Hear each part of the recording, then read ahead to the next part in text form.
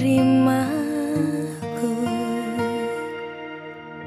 Tangan yang terbuka untuk menolongku, tanpa mengingat kesalahanku. Kau mengerti isi hatiku, kau menjadi terang hatiku saat lemah kekelaman. Kau sertai jalanku, kau mengerti isi hatiku. Tuhan, kau penerang jiwaku. Kini ku sujud menyembah, hanya Kau Tuhan, Juru Selamatku.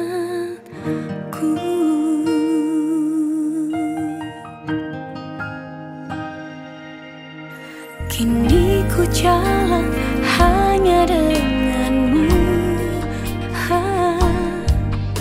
Kau bukakan pintu berkat-Mu. Hati yang hancur tak Kau pandang hina, Kau berikan hati yang baru.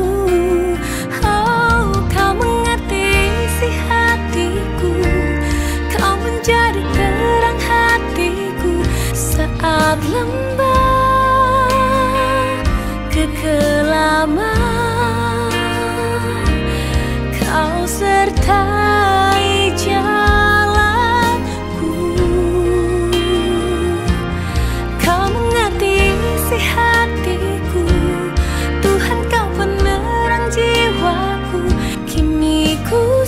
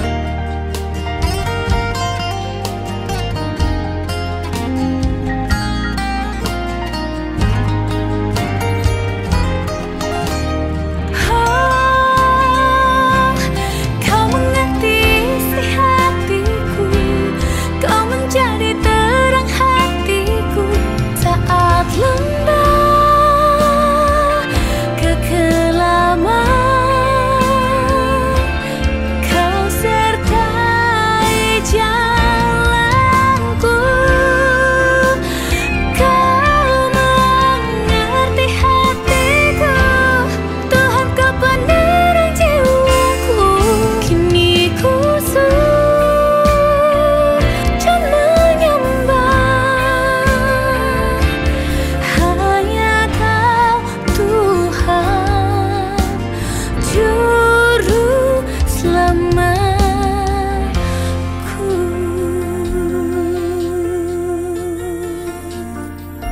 Kini ku sujud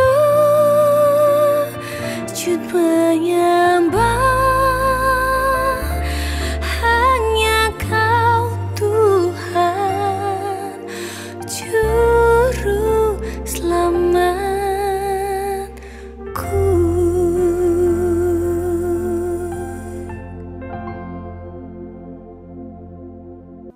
Berfirman buat kami Tuhan, kami sadar tanpa firman-Mu kami kering. Tanpa firman-Mu kami mengalami jalan buntu. Dan oleh firman-Mu kami beroleh hikmat, kami beroleh solusi, kami beroleh kekuatan baru.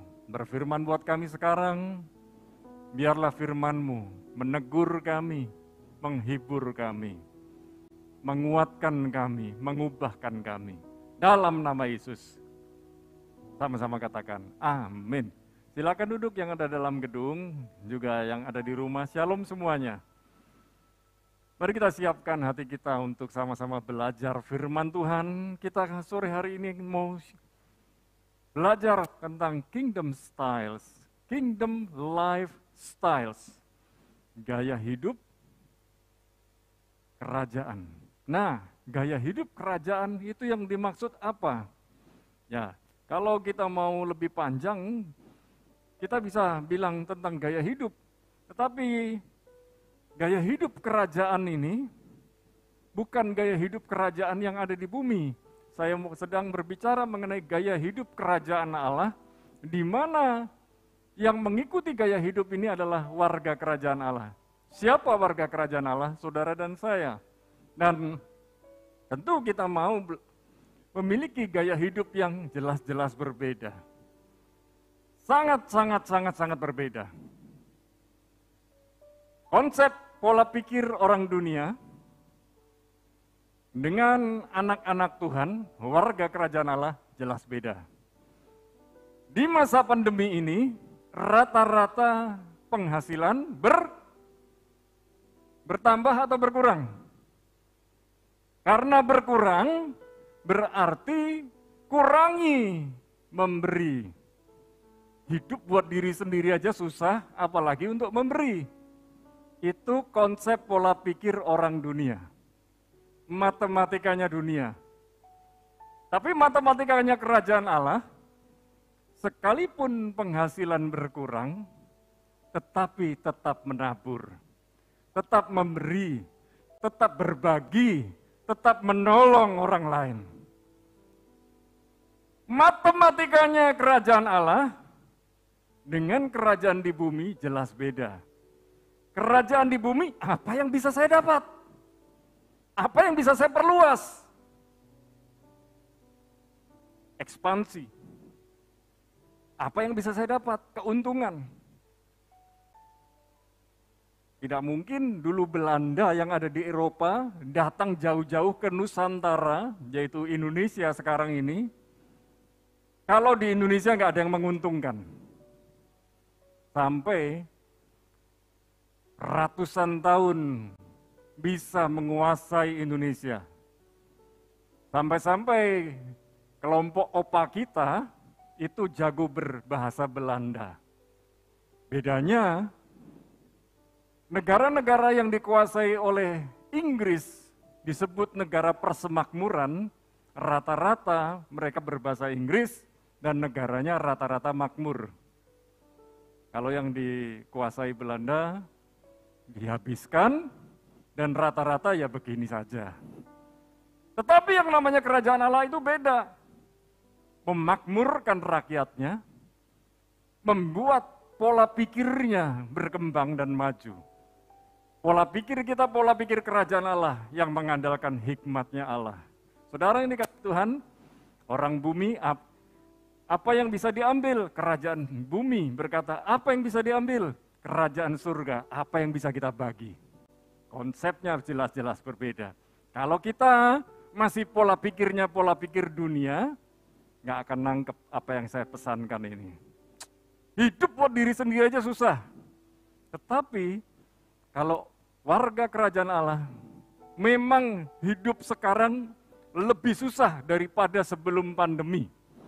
Tetapi kalau ada orang lain bisa aku tolong, dan orang itu bisa bahagia, aku pun turut bahagia.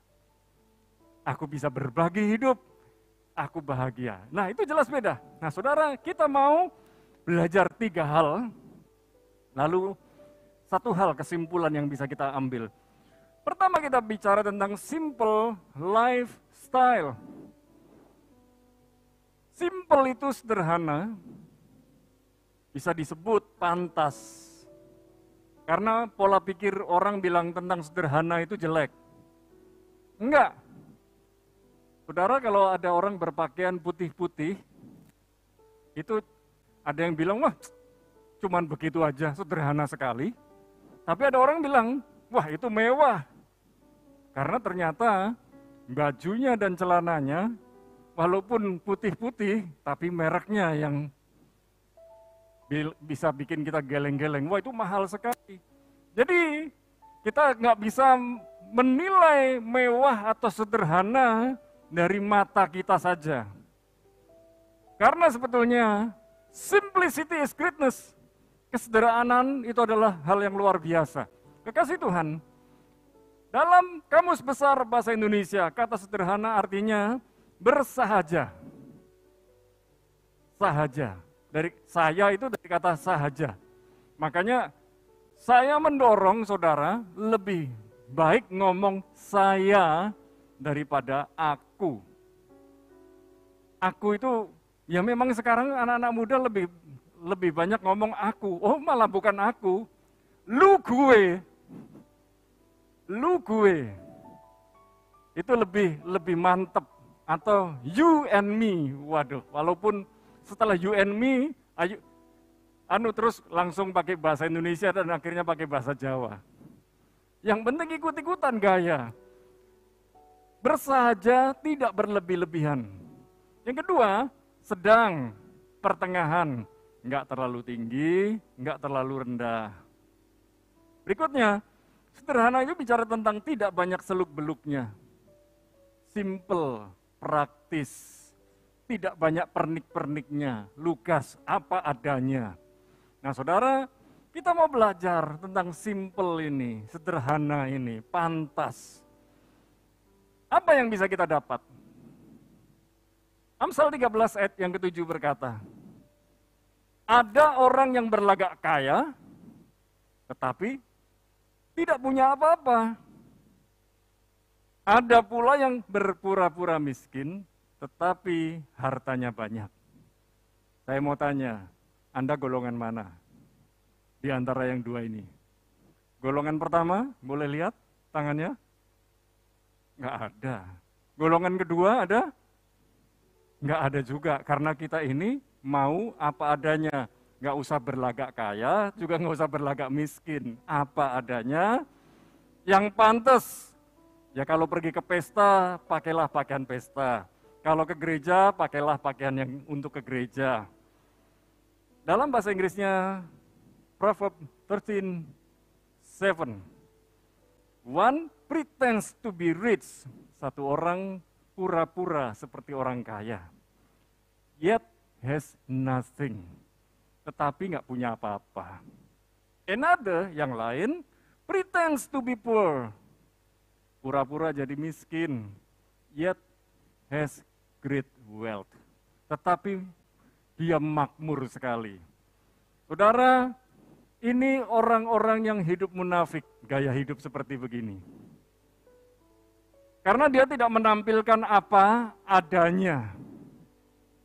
Pura-pura, supaya kelihatan miskin. Aduh kasihan banget orang kaya tapi pura-pura miskin, kasihan sekali.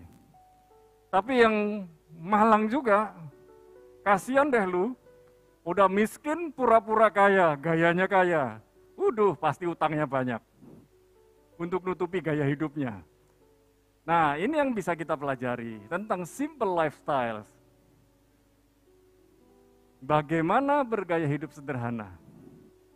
Yang pertama, pantas, mau dan mampu menempatkan diri. Di sekolah, pakailah seragam. Sekarang yang anak-anak sekolah di rumah aja pakai seragam kok. Walaupun atasnya pakai baju, bawahnya celana pendek. Yang penting kelihatan mukanya dan bajunya pakai seragam. Tiap tahun sekolah tetap ganti seragam, betul? Betul kan? Ganti seragam. Walaupun sekolahnya di rumah. Kemudian belajar berpadan dengan apa yang ada pada kita. Adanya kecil, ya pakailah kecil. Adanya besar, pakailah yang besar. Dan kita bisa menempatkan diri, berpadan, dan kita lihat yang berikutnya. Ini loh, cara kita mengelola hidup itu menunjukkan apa?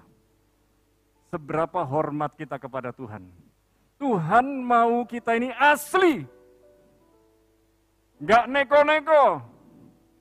Nggak munafik. Di pertemuan dengan pemerintah kita bisa menyesuaikan diri. Di pertemuan dengan keluarga bisa menyesuaikan diri. Jangan sampai kita ke kolam renang pakai pakaian pesta. Mau berenang pakai pakaian pesta. Kan nggak menempatkan diri, walaupun pakaian pestanya bagus. Tapi kan mau berenang. Jadi ayo kita belajar untuk bisa menempatkan diri. Ya. Dan ada orang beberapa tahun ini kan ada orang itu hobinya ngumpulin batu akik. Saya rasa Pak Markus juga suka. Ya kan? Tapi sekalipun Pak Markus punya 10, apakah dari jempol sampai kelingking dipakai semua? Kan enggak. Kalau jalan ya supaya orang lihat kan enggak mungkin. Itu hanya satu di Indonesia namanya. Nah, kakek nonton Sri Mulat. Kita lihat simple lifestyle itu seperti apa. Simple lifestyle itu mengutamakan esensi dan fungsi kehidupan. Saya lihat Pak Heri naiknya mobil Isuzu ya Pak ya. Apa itu? Kuda. Kijang. Walaupun Kijang itu nggak mungkin keluaran 5 tahun yang lalu. Tapi bisa ngangkut 1, 2, 3, 4, 5, 6. 6 orang. Bayangkan kalau cuma naik mobil sedan. Nggak mungkin bisa buat 6 orang. Sesek-sesekan. Yang paling penting esensinya dan fungsinya. Bukan gengsinya. Jadi simple lifestyle itu mengutamakan esensi dan fungsi kehidupan, bukan menghidupkan gengsi. Sekarang kan anak-anak muda punya gengsi kalau punya mobil itu yang diisi cukup 2 orang. Cukup 2 orang, terus kapnya dibuka. Kalau di Banyuwangi ada orang pakai begitu cuma dilihat, wow, itu aja. Kayak mobilnya kalau lewat, wow, gitu aja. Nah, decak kagum orang apakah membuat kita bangga? Bangga sesaat. Tetapi kalau itu tidak membawa esensi dan fungsi kehidupan buat apa? Itu yang pertama. Kita lihat hal yang kedua, giving lifestyle. Yang pertama, gaya hidup yang sederhana, yang pantas. Yang kedua, gaya hidup berbagi, gaya hidup memberi. Kata giving artinya memberi atau berbagi, dalam Kamus Besar Bahasa Indonesia memiliki arti yang pertama. Banyak ini artinya. Menyerahkan, menyediakan, membubuhi, kemudian memperbolehkan atau mengizinkan. Saya kan banyak cerita di sini. Menyebabkan atau menjadikan, kemudian mengucapkan, melayangkan, mengirimkan. Kalau ada ulang tahun, misalnya, di grup WA, kita tahu, kita kenal, paling tidak belajar, selamat ulang tahun Pak Agus. Bentar lagi Pak Agus ulang tahun, tanggal 25. Ingat baik-baik. Ya. Nah, itu baru beberapa kata ya.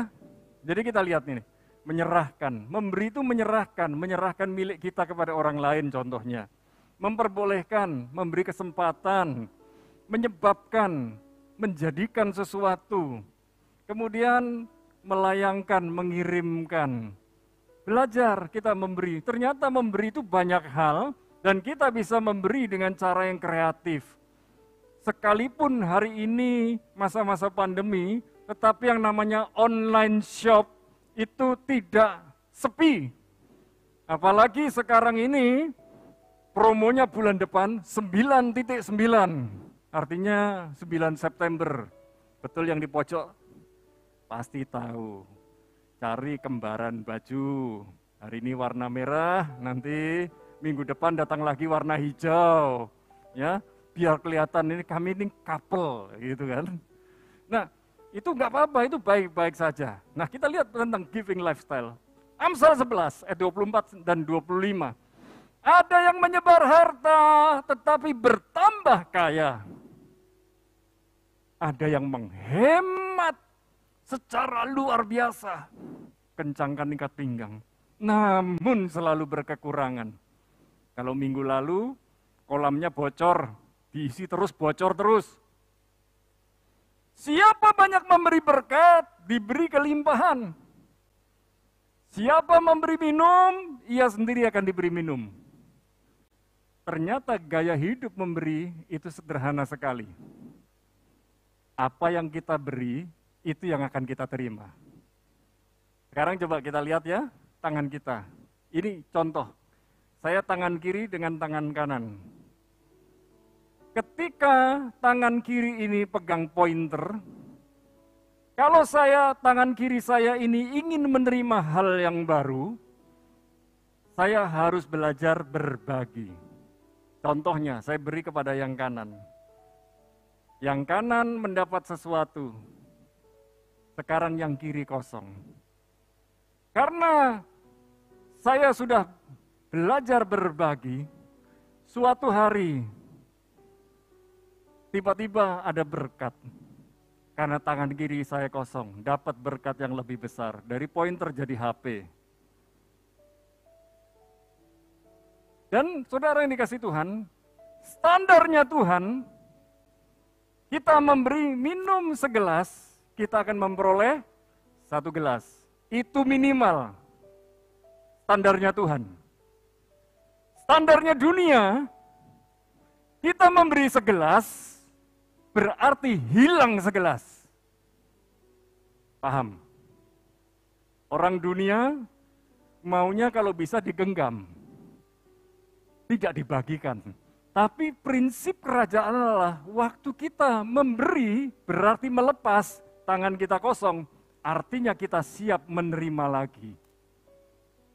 Kalau dunia beda, melepas artinya hilang, tidak kembali. Tapi Tuhan nggak pernah menyia-nyiakan pemberian-pemberian kita. Nah, saya akan bacakan dalam bahasa Inggrisnya. Proverbs 11:24-25. One give freely. Ada orang memberi dengan bebasnya.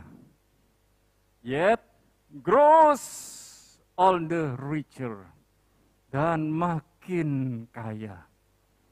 Another withhold, menggenggam erat what he should give. Ini beda ya.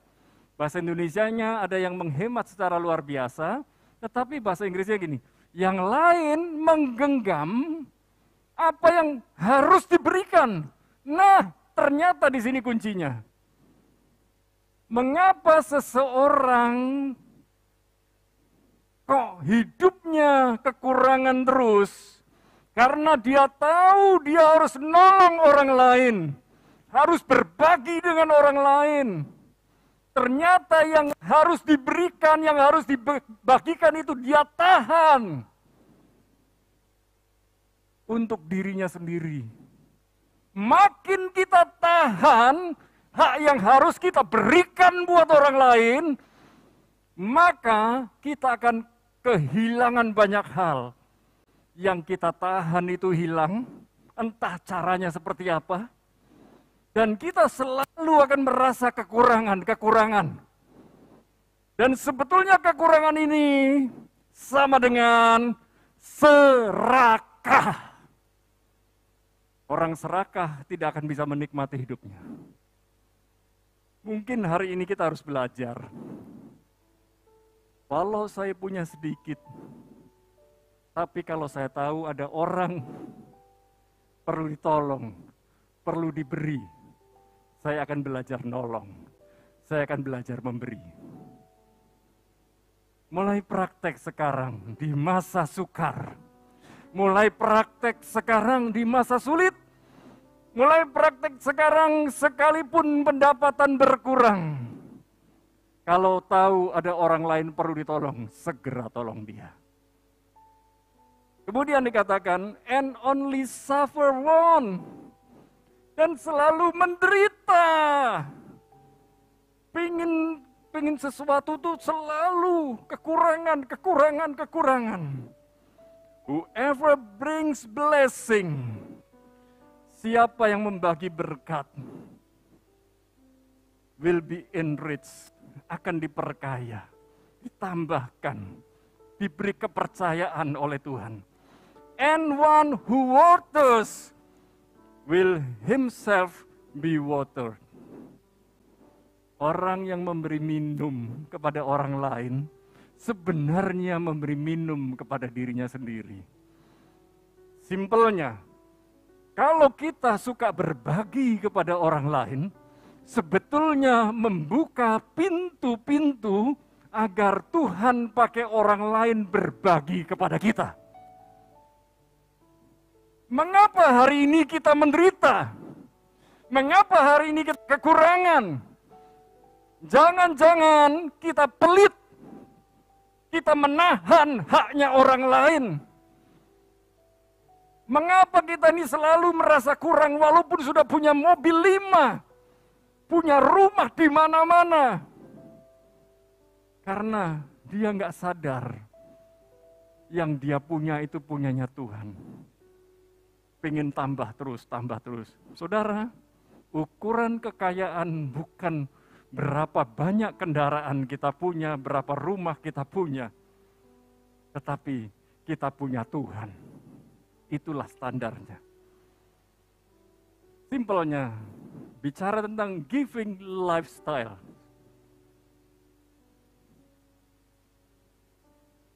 Orang memberi adalah tanda dia mengenal Tuhan. Orang nggak kenal Tuhan, nggak punya gaya hidup memberi. Orang memberi tidak akan egois. Dan ini jaminan dari Tuhan. Orang memberi tidak akan kekurangan. Yang setuju katakan amin. Yang setuju katakan amin. Saya yakin, sekalipun Anda mengalami penurunan pendapatan, atau mungkin pintu-pintu yang tertutup, tapi ada saja cara Tuhan memberkati saudara. Ketika saudara melepaskan berkat buat orang lain, ketika saudara berbagi kepada orang lain. Hal memberi, itu bisa berupa perhatian. Hei, apa kabar Pak Heri? Apa kabar Bu Risma? Hanya begitu, itu perhatian, sederhana. Memberi dukungan. Tadi pagi saya menelpon salah satu anak rohani, papanya barusan meninggal jam 5.15 pagi. Ngobrol sebentar, kenapa sakitnya, dan kemudian perjuangan selama beberapa hari, akhirnya berpulang, bukan karena COVID, tapi karena komplikasi, saya mendoakan. Nah saudara, itu namanya dukungan. Kemudian memberi kesempatan, memberi waktu. Beri kesempatan orang lain. Misalnya, tadi pagi saya memberi kesempatan buat Ibu Dian untuk khotbah. Minggu depan Pak Agus berkhotbah. Memberi kesempatan buat orang lain. Artinya saya perlu istirahat, supaya saya juga dapat firman dari orang lain. Dan itu artinya saya istirahat itu memberi kesempatan diri saya tidak terlalu capek. Memberi kesempatan buat orang lain, supaya orang lain maju. Saya dengan istri tadi sore ngobrol. Ada sosialita di Jakarta, badannya kekar tinggi. 2 minggu absen dari sosial media, rupanya dia kena COVID. Badannya gede kayak gitu kok bisa kena COVID ya? Siapapun dia bisa kena COVID loh. Walaupun sudah vaksinasi 2 kali, bahkan ada yang sudah vaksin 3 kali. Pulang dari Amerika, pulang ke Indonesia, kena COVID. Jadi bukan jaminan, apalagi nggak vaksinasi. Udah nggak vaksinasi, nggak pakai masker kemana-mana. Aku nggak apa-apa, aku kuat. Oh iya ternyata dia ada di suatu daerah yang nggak ada tetangganya. Ya bener-bener aja. Hari ini kita belajar, termasukin di ruangan ini, pakai masker. Saya dorong untuk vaksinasi. Saya sendiri jadi contoh. Memberi apa lagi? Tenaga. membantu. Terima kasih buat tim saya yang luar biasa. Beberapa hari ini mindahkan alat-alat perlengkapan di kantor saya untuk ke kantor yang lain. Tahun ini saya diberkati kesempatan pindah kantor 2 kali. Syukuri, Tuhan baik, karena Tuhan menyediakan yang terbaik buat kita. Saudara, memberi juga memberi semangat, pengharapan. Ketika ada orang lagi loyo, ketika ada orang lagi lemah, ayo semangat. Ayo, kamu punya Tuhan. Dan memberi juga simpati dan empati. Ketika seseorang lagi lemah, kehilangan orang tua, kehilangan saudara, kami turut berempati dengan kehilangan. Menaruh rasa yang dialami orang lain kepada kita. Waktu dia nangis, kita ikut nangis. Waktu dia bersuka cita, kita ikut bersuka cita. Itu namanya saling memberi. Kita lihat, you can give without love, but you are impossible to love without giving. Anda dapat memberi tanpa mengasihi, tetapi mustahil Anda mengasihi tanpa memberi. Orang yang sayang dengan anaknya akan berjuang supaya anaknya dapat yang dia minta.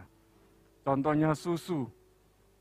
Bayi nggak tahu cara ngomong sama mama papanya, nggak bilang susu, susu, susu, enggak. Cuman, oh ini waktunya lapar. Lain waktu, oh ini waktunya pup. Bahasa bayi akhirnya bisa dikenali oleh orang tuanya. Bahasa kita dikenali Bapa Surgawi. Kalau kita hidup berbagi, kita akan menikmati berkat-berkat Bapa Surgawi. Yang ketiga, yang terakhir, grateful lifestyle. Gaya hidup bersyukur. Dalam Kamus Besar Bahasa Indonesia artinya berterima kasih, mengucapkan syukur, dan mengucapkan rasa terima kasih kepada Tuhan. Artinya, kalau setiap hari kita bisa bersyukur, kita ini kenal siapa Tuhan kita. Kita bisa bersyukur, kita bisa berterima kasih. Sadar Tuhan itu ada. Syukur. Kalau tiba-tiba kendaraan yang harus kita tumpangi ternyata nggak jadi berangkat. Misalnya naik pesawat nggak jadi berangkat, delay. Harus nunggu. Hari esok baru berangkat.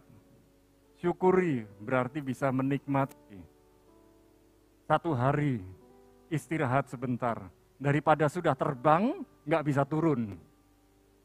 Saya dan istri sudah pernah mengalami check-in sekali, terus dikasih laporan. Pesawat belum bisa terbang, masuk hotel lagi. Ya puji Tuhan kami bersyukur, nggak bersungut-sungut. Hotel ditanggung oleh pesawat. Esok harinya lagi ke bandara. Dan pihak maskapai bilang, mohon maaf belum bisa terbang 2 hari. Keluar lagi, pindah hotel. Memang maskapainya yang bayar. Esok harinya akhirnya jadi terbang. Lebih baik menunggu dengan sabar gara-gara onderdil kecil. Kalau onderdil kecil ini nggak diperhatikan, bisa saja pesawat itu tetap terbang, tapi sampai di atas nggak mendarat, meledak. Gara-gara ketidaksabaran kita. Mari kita belajar bersyukur. Banyak peristiwa saudara akan hadapi dan mendorong saudara untuk makin bersyukur kepada Tuhan. Grateful lifestyles. Apa yang kita bisa lihat dari ayat ini? Mari kita baca. Baca dengan keras. Mengucap syukurlah dalam segala hal. Sekali lagi. Mengucap syukurlah dalam segala hal. Bukan satu hal, bukan dua hal, tapi segala hal. Sebab itulah yang dikehendaki Allah di dalam Kristus Yesus bagi kamu. Ini kehendak Allah, jangan dilawan. Jangan ditolak. Kalau saudara tolak, saudara akan bersungut-sungut, mengeluh terus. 1 Tesalonika 5 ayat 18 dalam bahasa Inggris berbeda sedikit. Give thanks in all circumstances. Mengucap syukurlah dalam segala keadaan. Susah, senang, bersyukur. Duitnya banyak, duitnya dikit, mengucap syukur. Dipromosikan, mengucap syukur. Difitnah. Masa? Emang gampang. Tapi baik, perhatikan. Setiap fitnah yang datang kepada kita bisa diubah menjadi vitamin yang menyehatkan kita.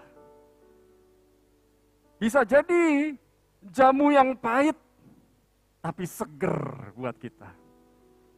Kemudian, for this is the will of God in Christ Jesus for you.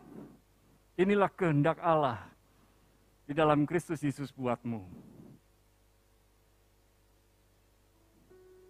Bersyukurlah dengan apa yang ada pada diri kita. Jangan mengeluhkan dengan apa yang tidak ada pada diri kita. Saya nggak bisa main gitar, Pak Agus bisa. Andai kata aku bisa seperti Pak Agus. Sudahlah. Aku nggak bisa seperti Pak Wito. Kita coba bandingkan dengan orang lain. Aku nggak bisa seperti Pak Heri. Aku nggak bisa seperti Pak Endra. Padahal Tuhan sudah beri yang terbaik buat kita, kita sia-siakan. Lihat, Anda adalah berkat terbaik buat diri Anda sendiri. Ada hal-hal yang sangat luar biasa yang dikagumi oleh banyak orang tentang diri Anda. Gak percaya? Pak Heri nanti tanya sama ibu, tanya sama istri, istriku sayang, coba beritahu saya 5 kelebihan saya yang memberkati hidupmu. Pasti bukan hanya 5, bisa 10, bisa 15. Tanya saja, nanti tanya sebaliknya. Ya, kalau Bu Risma tanya sama Bapak, apa yang bisa membuat lebih dari hidupku? Kamu beri banyak anak. Oh ya, hari ini bawa berapa? 4. Luar biasa. Ini kan berkat. Saudara, mari kita belajar mengerjakan setiap kepercayaan yang diberikan Tuhan kepada Anda. Kepada kita. Waktu, tenaga, hikmat, dan lain sebagainya. Maksimalkan itu. Dan akhirnya belajar tidak membandingkan diri Anda dengan orang lain. Stop. Jangan pula bandingkan anak pertama dengan anak kedua, anak ketiga, anak keempat, anak kelima, dan selanjutnya. Semua istimewa.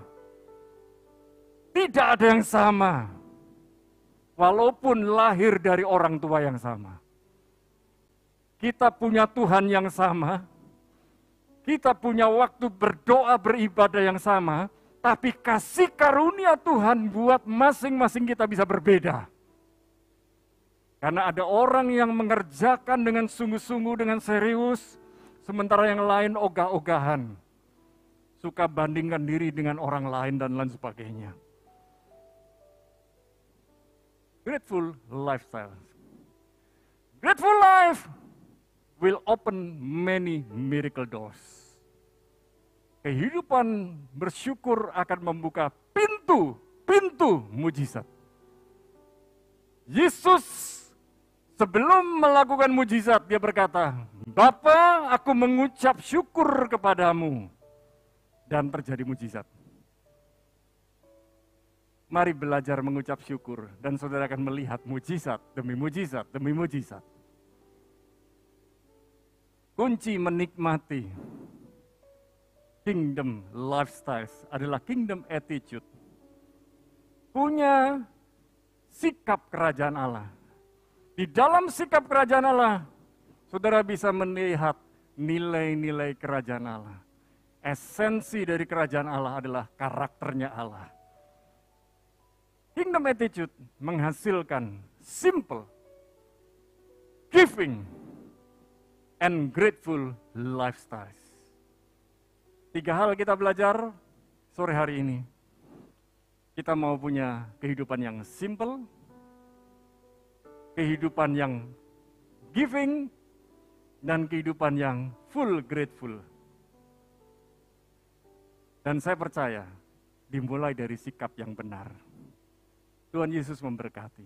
Kita berdoa. Kami yang dalam gedung maupun yang ada di rumah, kami berdoa ya Tuhan. Biarlah firman-Mu mengubahkan hidup kami. Biarlah firman-Mu menegur kami.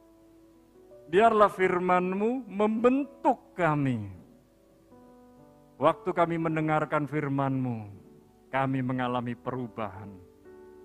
Dan kami percaya, ada hal-hal yang luar biasa yang Tuhan sudah siapkan di depan kami. Dalam nama Yesus. Amin. Yang percaya hidupnya penuh dengan mujizat Tuhan, katakan amin. Sekali lagi katakan amin.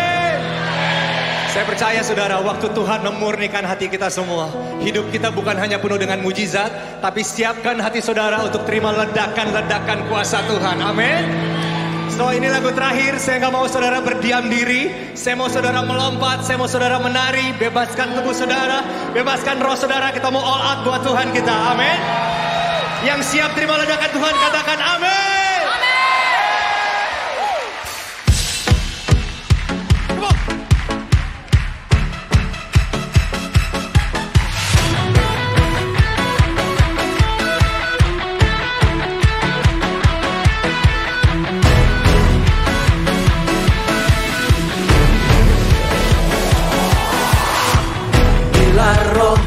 bekerja, tiada yang dapat hentikan. Ada lawatan besar membakar hati yang menyembah. Katakan, kami siap, nyatakanlah bumbung dahsyat kuasa-Mu tak pernah berubah. Kau yang terhebat takkan terkalahkan. Bumbung dahsyat lawatan-Mu tercurah atasku. Kau yang terhebat takkan terkalahkan. tepuk tangan dong yang paling meriah bagi Tuhan kita. Roh-Mu bekerja di dalam kami. Bila Roh-Mu bekerja,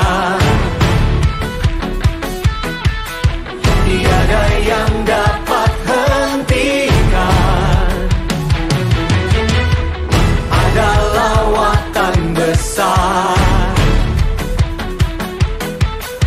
membakar hati yang menyembah.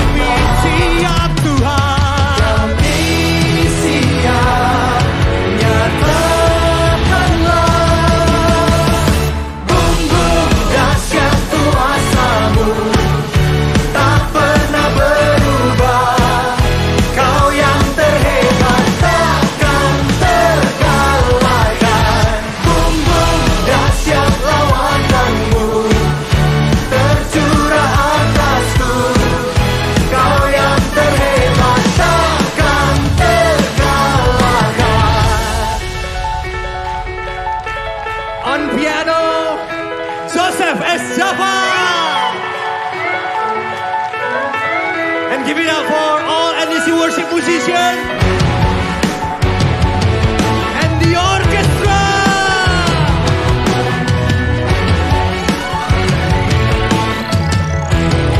Come on. Kami siap, nyatakanlah. Kami siap, nyatakanlah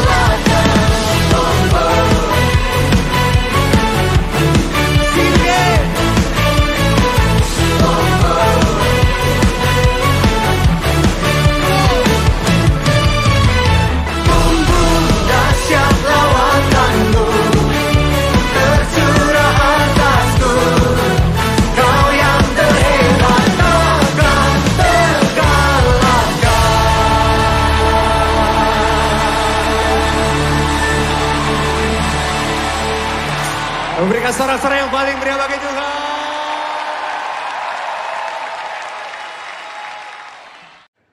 Sekarang, terimalah kasih karunia dan damai sejahtera Tuhan Yesus Kristus.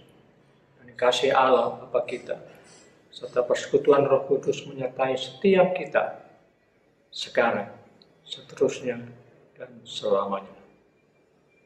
Amin.